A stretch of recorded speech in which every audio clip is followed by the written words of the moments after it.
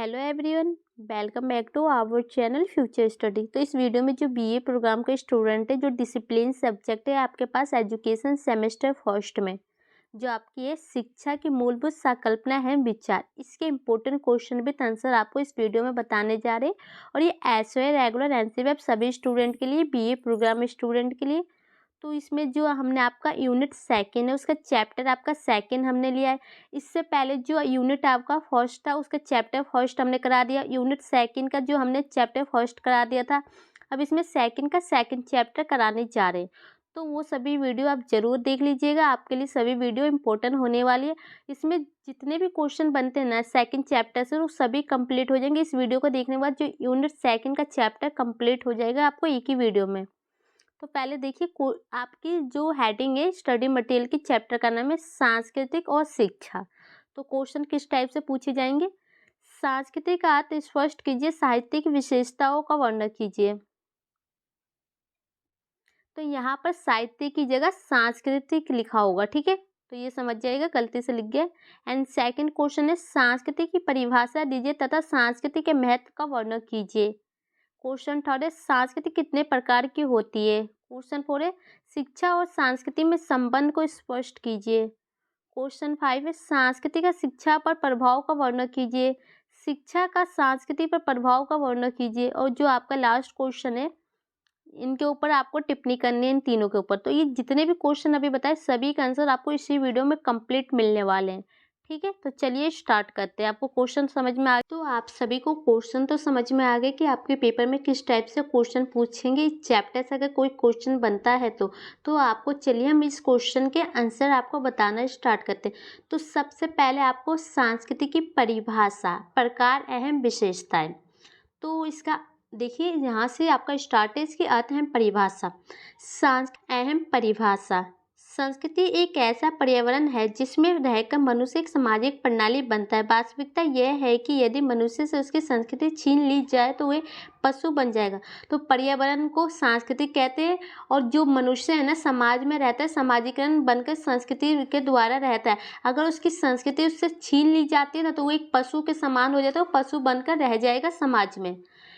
प्रसिद्ध समाजशास्त्री, तो एक शास्त्री है जो प्रसिद्ध है, इनका नाम ये है आर्वेल। इनके अनुसार जो संस्कृति को क्या बताया गया, संस्कृति को एक अनोखी मानव घटना कहा है। यह संस्कृति ही है जो व्यक्ति को दूसरे व्यक्तियों से, एक समूह से दूसरे समूह और एक समाज को अन्य समाजों से अलग करती है। तो इनका मानना है ना कि संस्कृति के द्वारा जो व्यक्तियों में अंतर का पता चलता है, समाज में पता चलता है, समूह में पता चलता है। सबकी संस्कृति अलग है, सबके व्यवहार, सबके कार्य अलग अलग है।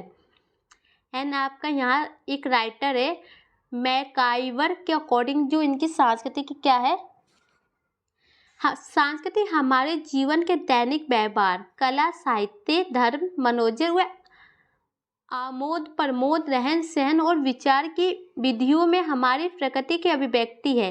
तो इनके अनुसार इनका सांस्कृतिक मानना है ना कि जो हम व्यवहार करते हैं अपने जीवन भर में, जो भी करते हैं, कला करते हैं, साहित्य सीखते, धर्म और जो भी कुछ करते हैं ना, उसके आदान प्रदान, रहन सहन, वो सभी जो विचार है ना, वही सांस्कृतिक बताया जाता है।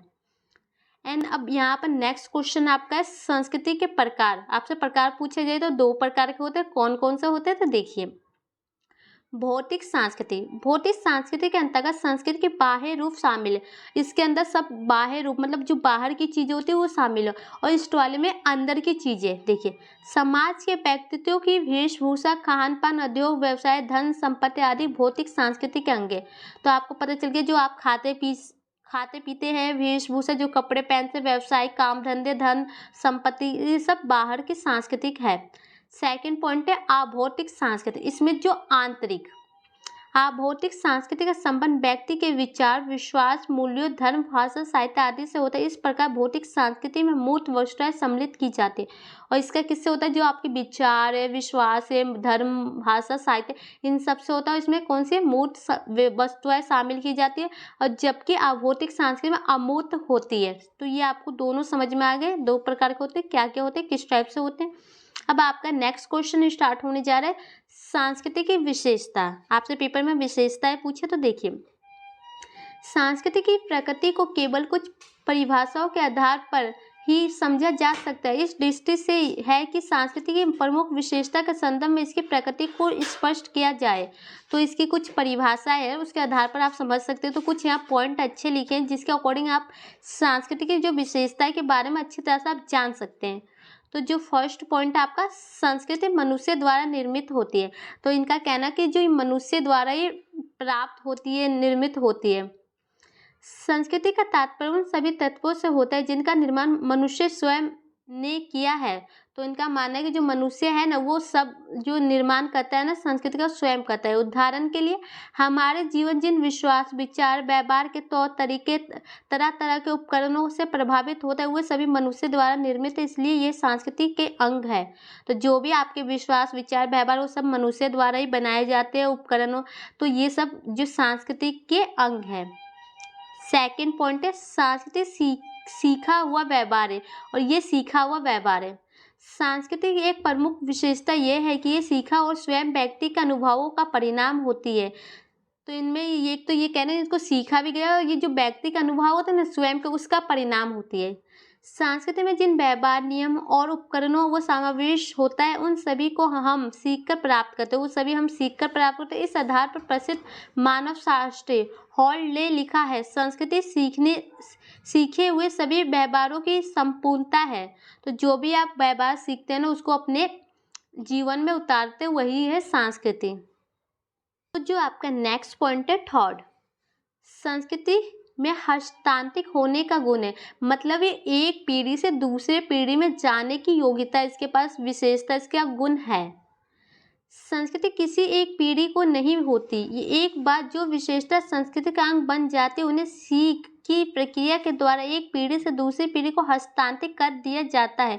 इस प्रक्रिया में प्रत्येक पीढ़ी का अनुभव होते रहने के कारण संस्कृति का रूप अधिक व्यावहारिक बनता जाता है। का समावेश। तो आपको समझ में आया, संस्कृति मतलब कि अभी आपने कुछ सीखा और वो चीज़ें आप अपने आने वाली पीढ़ी को सिखाएंगे, फिर वो आपको आगे सिखाएंगे, कुछ चेंजिंग होती जाएगी और ये चलती रहेगी एक पीढ़ी से दूसरी पीढ़ी तक।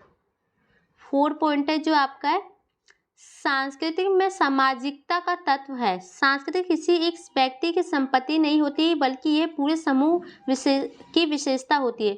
तो मतलब जो समाज होते हैं ना, देखो, संस्कृति किसी भी एक व्यक्ति की नहीं हो सकती। पूरे जो समाज में लोग रहते हैं, समूह में रहते हैं, उन सभी की जो संस्कृति अपनी पहचान है। जो 5 पॉइंट है, संस्कृति समूह के लिए आदर्श होती है।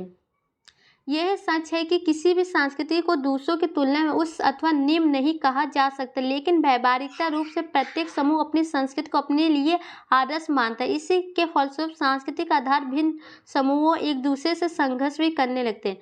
देखो, आपको पता है, एक हिंदू, एक मुस्लिम है, दोनों की संस्कृति अलग है, लेकिन कोई एक दूसरे को नीचा नहीं दिखाएगा, लेकिन वो ये चाहेगा कि इससे मेरी संस्कृति अच्छी है। तो इन समूहों में विभिन्नताएं देखने को मिलती है। तो ये आपको समझ में आ गया। एंड आपको यहाँ पर नेक्स्ट क्वेश्चन स्टार्ट हो गया, सांस्कृतिक का महत्व। महत्व पूछे तो क्या लिखना है, देखिए। तो ये निम्नलिखित प्रकार के होते हैं, यहाँ पर हमने पॉइंट लिखे हैं। तो यहाँ देखिए, फर्स्ट पॉइंट है, जीवन यापन की कला सीखने में सहायक। संस्कृति व्यक्ति के जीवन संघर्षों को कम करती है और उसमें वातावरण के प्रति समायोजित होने की क्षमता प्रदान करती है और इस प्रकार व्यक्ति सुखपूर्वक जीवन यापन करने में सफल होता है। तो जो संस्कृति के द्वारा अपना जीवन यापन अच्छे तरीके से कर सकते हो, उसमें जो विभिन्नताएं होते हैं, जो वातावरण में संघर्ष होते हैं, उन सभी को कम करती है और आपके जीवन को एक अच्छी तरह से देने का सुख प्राप्त करती है। सेकंड पॉइंट है आपका, सामाजिक व्यवहार की दिशा निर्धारित करने में सहायक। जो आप समाज में रहते हैं, जो भी व्यवहार करते हो, उसकी जो भी दिशा उसके लिए इम्पोर्टेंट है। अपनी संस्कृति से परिचित होने के उपरांत व्यक्ति सामाजिक आदर्श, मान्यता, परंपरा, मूल्य, आदर्शों के अनुसार कार्य करना प्रारंभ कर देता है और इस प्रकार वह संस्कृति के सामाजिक व्यवहार करने की दशा गहन कर लेता है। तो देखो, जो संस्कृति से परिचित हो जाएगा, तो जो सामाजिक आदर्श होते हैं, मान्यता, परंपरा, उन सभी का उनको ज्ञान हो जाता है और वो कार्य करना प्रारंभ कर देता है। इस प्रकार क्या होगा, संस्कृति का सामाजिक व्यवहार की दिशा गहन करेगा, अपने अंदर लेना स्टार्ट कर देगा। जो 4 पॉइंट है, व्यक्तित्व के निर्माण में सहायक। बालक जैसे जैसे बड़ा होता है वैसे वैसे उसे समाज का क्षेत्र व्यापक होता जाता है। वह पहले परिवार, फिर पड़ोस, फिर गांव, फिर नगर, प्रदेश, देश और विश्व के संपन्न में आता है। तो आपको पता है अपना व्यक्तित्व का निर्माण कैसे करेंगे। जब बच्चे पैदा होते हैं, जैसे जैसे समाज में बड़े होते हैं, आपको गांव, पड़ोस, नगर आदि सबसे आपको मिलजुल के आपका संपर्क बना के रखना होता है और सभी के साथ जो आपके अनुभव प्राप्त करते हैं, जिसे वह अपने जीवन का अंग बना लेता है और इसे अपने जीवन का अंग बना लेते हैं, अपने जीवन में लेते हैं। ये अनुभव उनके व्यक्तित्व का पर गहरा प्रभाव डालता है और इस प्रकार उसके व्यक्तित्व का निर्माण होता है। और ये सब जो भी बातें आप सीखते हैं तो ये आपके व्यक्तित्व के लिए अच्छा है और इस पर प्रभाव डालता है, इसका निर्माण होता है। ठीक है। जो 4 पॉइंट है, समाजीकरण में सहायक। एक समाज की संस्कृति उसके आचार, विचार, व्यवहार, मान्यता, परंपरा और विश्वासों में निहित होती है, जो समाजीकरण के सभी आधार होते हैं। इस प्रकार संस्कृति व्यक्ति को समाजीकृत करती है। तो जो समाजीकरण है कि आपके जो व्यवहार है, विचार है, जो भी परंपरा है, सब में विश्वास निहित होता है ना, तो ये सब समाजीकरण के ही अंग होते हैं। तो आपका 5th पॉइंट है, अनुकूलन में सहायक। भौगोलिक दशाएं, समाज की रचना आदि सांस्कृतिक के निर्माण में बहुत योग्य देती है। व्यक्ति अपने सुख के लिए प्रकृति को अपने अनुकूलन ढालने का प्रयास करता है और इस प्रकार उसे इस वातावरण से अपने को व्यवसायित करने में संस्कृति से बहुत सहायता मिलती है। अगर देखो ये सभी उसको सहायता करती है। व्यक्ति जो होता है ना, समाज में रहने के साथ साथ जो वातावरण होते हैं उसमें अपने उसके जैसा बनने की, प्रकृति की जैसे वो करता है। और इन सबसे ये होता है ना, जो वातावरण में व्यवस्थित जो संस्कृति होती है वो सब उसको सहायता देती है उसके विकास के लिए, उसके जीवन में अच्छे कदम बढ़ाने के लिए। तो यहाँ पर फाइनली इस क्वेश्चन का भी आंसर कंप्लीट हो चुका है। अब आपका नेक्स्ट क्वेश्चन स्टार्ट हो रहा है। संस्कृति और शिक्षा का संबंध, इन दोनों में संबंध क्या है ये देखते हैं। संस्कृति और शिक्षा में बहुत ही सीमित और प्राचीन संबंध बताया जाता है। तो इसका जो सीमित और प्राचीन संबंध है और जो ये लेखक है इनका अकॉर्डिंग देखिए, हमने देखा है कि व्यक्तित्व का आसान संस्कृति द्वारा कैसे निश्चित होता है, जिसमें उनकी वृद्धि होती है। इसलिए निष्कर्ष निकालते हैं कि जहाँ शिक्षा का संबंध व्यक्तित्व की वृद्धि से होता है, वहाँ समाज की संस्कृति पर आश्रित भी है। जिस समाज में वह दी जाती है, तो व्यक्ति की जो वृद्धि होती है, उसका विकास होता है और जो समाज में जो रहते हैं ना, उन दोनों का गहरा संबंध है।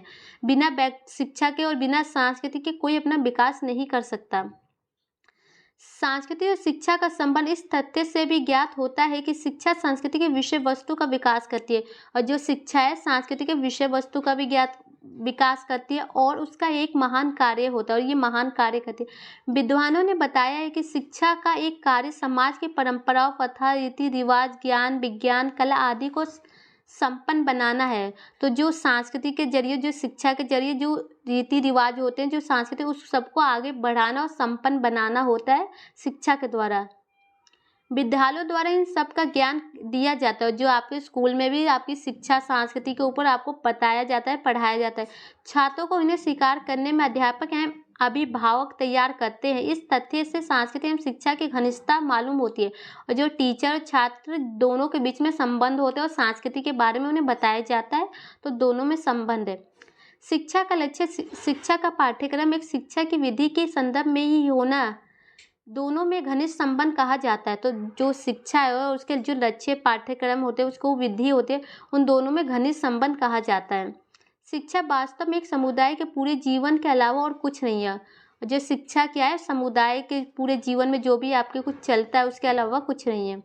यदि संस्कृति के तत्वों को ध्यान से देखा जाए तो ज्ञात होगा कि शिक्षा उन तत्वों को प्रदान करने का, प्राप्त करने का माध्यम है। तो जो संस्कृति है ना, तो शिक्षा द्वारा ही उसे प्राप्त किया जा सकता है, उसी के माध्यम से। बिना शिक्षा के संस्कृति नहीं होती, तो बिना शिक्षा के संस्कृति नहीं होगी, तो और बिना संस्कृति के शिक्षा लेना देना संभव नहीं कहा जाता। और बिना संस्कृति के जो शिक्षा भी है ना, लेना देना, उसे संभव नहीं कहा जा सकता। तो फाइनली यहाँ पर ये क्वेश्चन का आंसर कंप्लीट हो चुका है। नेक्स्ट क्वेश्चन आपको बताते हैं।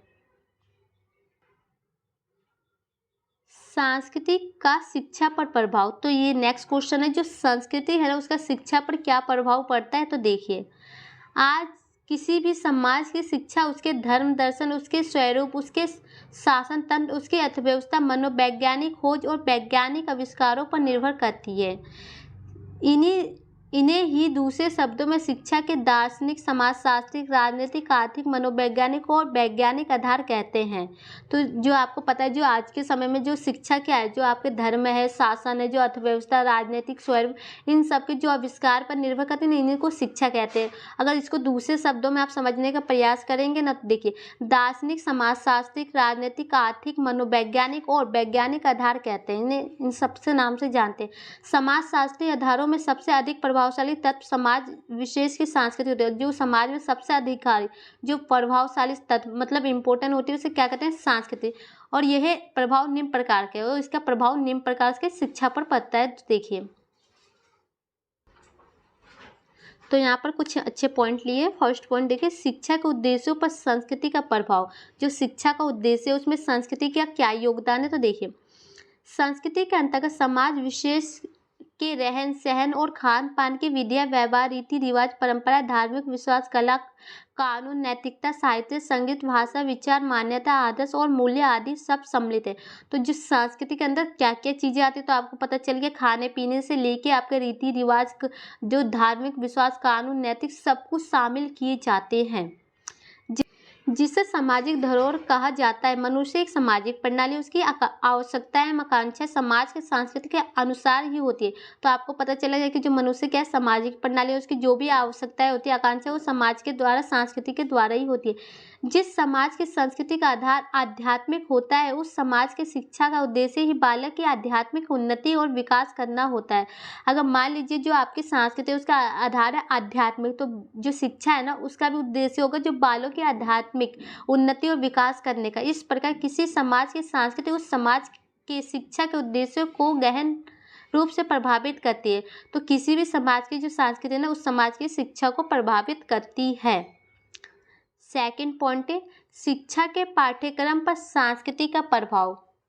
शिक्षा के पाठ्यक्रम पर निर्धारित शिक्षा के उद्देश्य के अनुरूप ही किया जाता है। जब शिक्षा का उद्देश्य संस्कृति का अनुगम करता है, तो पाठ्यक्रम का निर्माण भी उसी संस्कृति के अनुसार होना अस्वाभाविक है। समाज विशेष रूप के संस्कृति प्रमुख तत्व समाज की शिक्षा के पाठ्यक्रम में पूर्ण रूप से सहमति होते हैं। तो आपको पता है, जो समाज में आपको शिक्षा प्राप्त की जाती है, उसमें आपको एक सब्जेक्ट मिलता रहता है संस्कृति। उसका जो आपको समाज में संस्कृति के बारे में भी बताया जाता है, आपकी क्लासेस में उसके बारे में भी आपको सिखाया जाता है। पूर्ण रूप से समाज की भौतिक स्थिति, जलवायु, वातावरण, रहन सहन, कला, कौशल, संगीत, नृत्य, साहित्य, आदर्श, विचार, मूल्य सभी को पाठ्यक्रम में सम्मिलित करके उसे शिक्षकों, बालकों को दी जाती है। तो इन सभी को, जैसे आपको पता है, जो समाज में आपके साथ होता है, खाने पीने से लेकर रहन सहन, जो भी वातावरण में होता है, उन सबको ना, जो वहाँ के टीचर होते हैं, बालों को ये शिक्षा दी जाती है संस्कृति के तौर पर। थर्ड पॉइंट आपका, शिक्षण विधियों पर संस्कृति का प्रभाव। समाज की विचारधारा और संस्कृति के अनुसार शिक्षण विधियों का विकास होता है। जिस समाज की विचारधारा में एकाधिकार का अभिप्रेत होता है, वहाँ बालकों की रुचि और इच्छाओं को विशेष महत्व नहीं दिया जा सकता, और शिक्षण विधियाँ भी छात्र केंद्रित ना होकर अध्यापक केंद्रित होती है। तो देखो, जिस समाज में ना, आप कह सकते हैं एकाधिकार हो, सिर्फ एकाधिकार हो ना, तो उनकी जो बच्चों की जो इच्छाएं होती है, रुचियाँ होती है, उनका जो महत्व को नहीं समझा जाता, और उनकी जो टीचर जो चाहते हैं ना, वही उनको अपने होकर उन छात्रों को दिया जाता है, वही रुचि उसी में रखना होता है। लेकिन जिस समाज के विचारधारा, आदर्श और मूल्य प्रजातांत्रिक होते हैं, वहाँ शिक्षण विधियाँ छात्र केंद्रित होती है। और जहाँ पर मान लीजिए जो समाज है, उस राज्य में प्रजातांत्रिक मतलब जहाँ पर प्रजा की बात सुनी जाती है, वहाँ की विचारधारा, आदर्श होती है, मान्यताएँ होती है, तो वहाँ पर ना जो शिक्षण है, विद्यार्थी की पसंद के अकॉर्डिंग ही उसे छात्रों को केंद्रित करता है, उन्हें समझाता है। फोर्थ पॉइंट है, अनुशासन पर संस्कृति का प्रभाव। समाज के सांस्कृतिक अनुशासन पर भी प्रभाव पड़ता है। व्यक्तियों के रहन सहन की शैली, आचार विचार, आर्थिक स्थिति, नैतिक मूल्य और आदर्श आदि को संस्कृति के अंग अनुशासन को प्रभावित करते हैं। आपको पता है, जो बच्चे हैं जाएंगे स्कूल में, तो उसके रहन सहन से लेके खाने पीने सभी चीज़ें अनुशासन के होते हैं, नियम कानून बने होते हैं कि आपका 10 बजे मॉर्निंग में लंच होगा, तो आप उसी टाइम खाना खा सकते हैं, उससे पहले नहीं खा सकते। इतने बजे आपकी छुट्टी होगी, इतने बजे आपको आना है, तो सब नियम कानून होते हैं। धर्म प्रधान संस्कृति वाले समाज में आत्म अनुशासन होता है, और इसमें जो अनुशासन नहीं होता है, जबकि भौतिक साधन संस्कृति वाले समाज में बाह्य अनुशासन होता है। तो अनुशासन समझ में आ गया। नेक्स्ट पॉइंट है, विद्यालय पर संस्कृति का प्रभाव। तो जो आपका स्कूल है उस पर संस्कृति का किस टाइप से प्रभाव पड़ता है। विद्यालय को समाज का लघु रूप कहा जाता है, अतः विद्यालय समाज विशेष की संस्कृति के केंद्र होते हैं। विद्यालय का भवन, विद्यालय की व्यवस्था, विद्यालय की क्रिया और विद्यालय की संपूर्ण वातावरण वहाँ की संस्कृति के अनुसार ही होता है। तो आपको समझ में आ गया, जो विद्यालय को समाज के रूप में देखा जाता है और वहाँ पर जब भी विद्यालय कैसे बनता है, जो संस्कृति के अकॉर्डिंग जो वास्तुकला होती है उनके अकॉर्डिंग भवन बनाए जाते हैं और उनकी जो भी क्रियाकलाप किए जाते हैं, जो भी सब संस्कृति के अनुसार ही किए जाते हैं। उदाहरण के लिए जहाँ सोफिया, सेंट मेरीज आदि पब्लिक स्कूल ईसाई संस्कृति से प्रभावित है, वहीं सरस्वती शिशु मंदिर, विवेकानंद विद्यालय, रामातीर्थ संस्था और गुरुकुल भारतीय संस्कृति का विकास करते हैं। तो जो भारतीय संस्कृति के आपको पता है, विवेकानंद हो गया विद्यालय एंड अलग अलग गोकुल हो गया, इन सभी में इनको शिक्षा दी जाती है संस्कृति की। तो यहाँ पर ख़त्म हो गया। आपका लास्ट टॉपिक जो आपका बचता है ना, शिक्षा का संस्कृति पर प्रभाव। तो ऊपर आपने देखा कि जो संस्कृति है उसका शिक्षा पर क्या प्रभाव है, तो अब यहाँ देखेंगे जो शिक्षा है ना इसका संस्कृति पर क्या प्रभाव है। अगर आपसे अंतर पूछे तो इसी टाइप से आपको दोनों बना के लिख देंगे, आप मिला के भी लिख सकते हैं अच्छे पॉइंट। यदि एक और यह बात सत्य है कि किसी समाज के सांस्कृतिक का प्रभाव उसकी शिक्षा पर पड़ता है, तो दूसरी ओर ये बात भी सत्य है कि किसी समाज के शिक्षा का प्रभाव उसकी संस्कृति पर पड़ता है। शिक्षा के संस्कृति पर प्रभाव को हम निम्नलिखित रूपों से देख समझ सकते हैं। तो यहाँ पर पॉइंट है, मतलब दोनों का जो प्रभाव है ना एक दूसरे पर पड़ना जरूरी है और पड़ता ही है। तो यहाँ देखिए, शिक्षा और संस्कृति का संरक्षण। एक चीज़ और याद रखिए कि आपका क्वेश्चन ये अलग से भी पूछा जा सकता है कि जो शिक्षा और संस्कृति का संरक्षण का वर्णन कीजिए या नोट लिखिए शॉर्ट, तो आप लिख दीजिएगा। ऊपर हमने आपको बताया था ना क्वेश्चन में, किसी स्थान की संस्कृति उसके युग युग के साधन का परिणाम होती है, इसके प्रतीक उसका विशेष लगाव होता है और इसे वह सुरक्षित रखना चाहता है। शिक्षा उसके इस कार्य में उसकी सहायता करती है। तो देखो, जो किसी व्यक्ति की जो संस्कृति का साधन होता है ना उसका परिणाम होता है, और वो चाहता है कि जो मेरी संस्कृति हमेशा बनी रहे, उसे सुरक्षित रखना चाहता है और शिक्षा के माध्यम से वो उसे कर सकता है। आज हम देख रहे हैं कि वैज्ञानिक आविष्कारों ने हम भारतीयों के जीवन को बहुत बदल दिया है। तो आपको पता है जो वैज्ञानिक आविष्कार है जिसके जरिए भारतीयों का जीवन बदल गया, परंतु फिर भी हमारी आस्था अपनी संस्कृति, भाषा, संस्कृति और उनके साहित्य में बनी हुई है। लेकिन जब भी आप अपनी संस्कृति को नहीं भूलें, हमारे आदर्श, विश्वास, मूल्य वही है जो हमारे संस्कृति के हैं। लाखों परिवर्तन होने के बाद भी हम आध्यात्मिकता का आचरण आज भी पकड़े हुए हैं। आखिरकार यह कार्य कौन कर रहा है? यह कार्य हमारी शिक्षा कर रही है। यदि शिक्षा के पाठ्यक्रम से संस्कृति, भाषा, संस्कृति, साहित्य और प्राचीन इतिहास को निकाल दिया जाए तो फिर हम संस्कृति को खो बैठेंगे। तो आप सभी को पता है जो शिक्षा के द्वारा ही आपकी जो संस्कृति की पहचान होती है, उसकी भाषा की पहचान होती है और ये सब जो इतिहास की जानकारी मिलती है कि आपको पिछले पीढ़ी में क्या हुआ था, तो ये सब इसके लिए ज़रूरी है। तो आप इसको नहीं निकाल सकते, ठीक है। शिक्षा के माध्यम से ही संभव होते हैं। सेकंड पॉइंट है इसका, शिक्षा और संस्कृति का हस्तांतर। मतलब ये एक पीढ़ी से दूसरी पीढ़ी में ही जाती है। अगर आप मर भी जाते हैं तो आप कुछ छोड़ के जाते हैं संस्कृति, तो वो आपके आने वाली पीढ़ी को प्राप्त होती है। और ये क्वेश्चन आपको अलग से भी पूछा जा सकता है, जैसे अभी हमने बताया इसके ऊपर भी आपको आ सकता है, लेकिन उस पॉइंट में भी आ सकता है। सामान्यतः मनुष्य जिस समाज में पैदा होता है उसी की क्रियाओं में भाग लेकर, उसी संस्कृति को सीखकर उसे समायोजन करता है और इस प्रकार किसी समाज की संस्कृति एक पीढ़ी से दूसरी पीढ़ी को हस्तांतरित होती रहती है।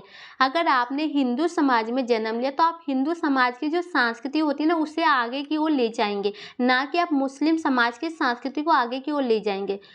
तो इसी टाइप से जो आपकी संस्कृति होगी, जो भी आपके विचार, मूल्य, आदर्श होंगे, परंपराएं होंगी, तो उन सबको आप हस्तांतरित करेंगे। परंतु इस कार्य में शिक्षा की भी बड़ी अहम भूमिका होती है। कोई भी समाज अपनी आने वाली पीढ़ी में संस्कृति का हस्तांतरण अपने सही रूप से शिक्षा द्वारा ही करता है। तो शिक्षा के द्वारा ही आप सही तरीके से उसे कर सकते हैं। यह बात दूसरी है कि कार्य अनौपचारिक शिक्षा द्वारा करता या निरौपचारिक शिक्षा द्वारा या औपचारिक शिक्षा द्वारा। बच्चों को अपनी संस्कृति का सही ज्ञान तो औपचारिक शिक्षा द्वारा ही होता है। यही कारण है कि आज प्राय सभी समाजों की शिक्षा का एक उद्देश्य सांस्कृतिक का विकास है। तो जो सभी समाज है, जो बच्चों का उद्देश्य है, जो समाज का सांस्कृतिक का विकास करना। यह बात आवश्यक है कि इस सांस्कृतिक के विकास से तात्पर्य भिन्न-भिन्न समाजों में भिन्न-भिन्न लिए जाते हैं। और जो सांस्कृतिक का विकास है, इसका जो तात्पर्य अलग-अलग समाजों में अपने-अपने फायदे को अकॉर्डिंग उसे देखा जाता है। ठीक है, तो ये आपको समझ में आ गया पॉइंट था। तो इन दोनों में आपका नेक्स्ट पॉइंट है थर्ड, शिक्षा संस्कृति का विकास करती है। जो शिक्षा द्वारा संस्कृति का विकास होता है। यद्यपि प्रत्येक समाज अपनी संस्कृति को उसी रूप में सुरक्षित रखना चाहता है जिस रूप में उसे प्राप्त होता है, परंतु समाज में निरंतर परिवर्तन होते रहते हैं। आपको पता है, आपको संस्कृति जो प्राप्त होगी आप चाहेंगे कि उसे सुरक्षित रखें उसी रूप में, लेकिन जो समाज में ना समय के साथ परिवर्तन बदलाव होते रहते हैं, तो जो आपकी संस्कृति है ना उसमें भी बदलाव होंगे। वह निरंतर विकास की ओर जो आपकी समाज आगे की ओर आती है। ऐसी परिस्थितियों में शिक्षा का कार्य है कि वो संस्कृति में वंचित परिवर्तन लाए, जो संस्कृति है उसको में परिवर्तन लाए और उसे विकास की ओर आगे करे। युग और काल का अनुशासन संस्कृति का विकास करना और उसको उपयोगित बनाना शिक्षा का उत्तरदायित्व है। और जो अनुशासन के जरिए संस्कृति का जो विकास करना चाहिए और उसको उपयोगित बनाना चाहिए, और ये शिक्षा का मतलब दायित्व है, उत्तरदायित्व है, उसका कर्तव्य है। और जो आपका तो फाइनली यहाँ पर इस पॉइंट का आंसर खत्म हो चुका है। अब जो आपका जो आपका लास्ट पॉइंट है, संस्कृति के संरक्षण और प्रसार में शिक्षा की भूमिका। मतलब कि जो संस्कृति है ना उसको फैलाने में जो शिक्षा की क्या भूमिका रही है। तो देखिए लास्ट पॉइंट है, शिक्षा संस्कृति के संरक्षण और प्रसार में महत्वपूर्ण भूमिका निभाती है। शिक्षा के माध्यम से सांस्कृतिक ज्ञान और मूल्यों को एक पीढ़ी से दूसरी पीढ़ी तक पहुँचाया जाता है। तो आपको समझ में आया, एक पीढ़ी से दूसरी पीढ़ी तक पहुँचाया जाता है। शिक्षा एक सांस्कृतिक परंपरा और रीति रिवाजों के साथ साथ सांस्कृतिक पहचान को व्यक्त करने के लिए इस्तेमाल की जाने वाली भाषा और संचार के अन्य रूपों को पारित करने में मदद करती है। तो जो शिक्षा के द्वारा उसके रीति रिवाज, विचार, मान्यता, वो सभी के बारे में आप जानकारी इकट्ठा कर सकते हैं। यह व्यक्तित्व को अन्य सांस्कृतिक रीति रिवाजों में विश्वास, मूल्यों के बारे में जानने और अवसर प्रदान करती है, इनके बारे में जानने के अवसर देती है। शिक्षा लोगों को अपनी सांस्कृतिक विरासत के संरक्षण के महत्व और इसे दूसरों के साथ साझा करने की आवश्यकता को समझाने में मदद करती है।